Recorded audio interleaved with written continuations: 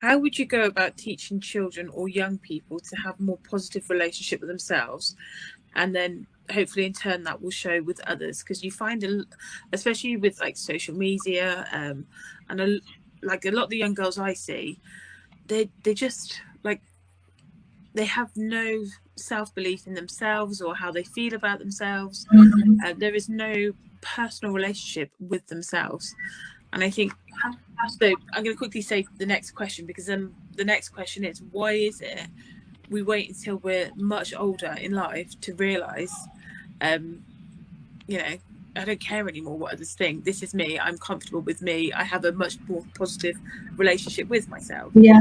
How would we go about teaching kind of like the younger people, you know, when they see, you know, if you just tilt your hips this way, you've got a bigger thigh gap, and if you just do this, you know, it's trying to, how would you? Yeah.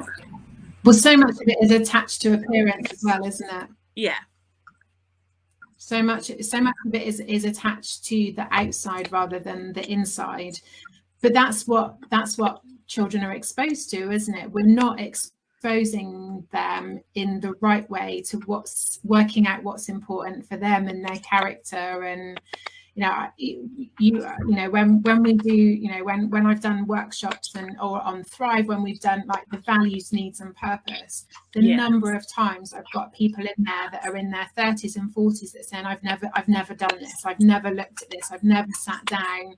Yeah, I could probably have a conversation and tell you, I could probably sit down and have a conversation and tell you what's important to me, but I couldn't give it, you know, I couldn't refine it like that. I couldn't communicate it like that because I never spent time sitting down and working all of that out. Yeah. And so we don't do that with children at a young age. We don't praise children for character very much, do we? We tend to often we will do it on behavior, but quite often we do it on how they look, how they know their appearance. We might do it on achievement. Not very often do we do it on character. You know, we don't often give children feedback on a character. So I think there's that difference, isn't there, between behavior, because we're all able to behave in different ways, very different to what our character, that core character is of who we are as a person.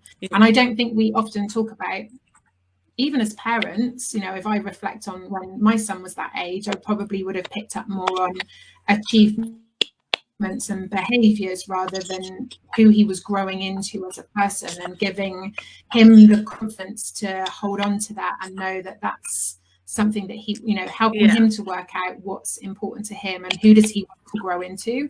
So, you know, what's the question that we ask all of our children? What do you want to be when you grow up? Not who do you want to be, or what do you want to be like, or how do you want people to remember you? It's like, what do you want to do? What do you want to do for a job? What do you want to achieve? Yeah.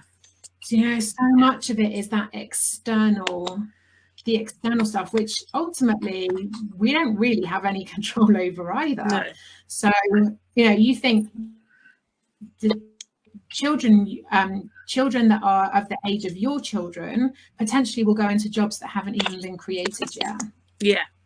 YouTubers. That's how quickly the world's moving. So when exactly. So you look at, you know, when we have these conversations with children now, like, what do you want to be when you grow up? They've got no control over that at the moment. We don't even know what the world's going to look like in 12 months' time, let alone in 10 years' time when they reach that age. But what we can be doing is having conversations with them. You know, what do you really like about yourself? What do you think other people really value and appreciate you for? What do you know, when you're an adult, what kind of person do you want to be? Because that's 100% in their control. Yeah. We don't do that. We don't sit down. It's like the life skills in school, isn't it? And I don't know whether I don't think it's necessarily a school curriculum activity. I think it's something we need to be helping them shape as parents.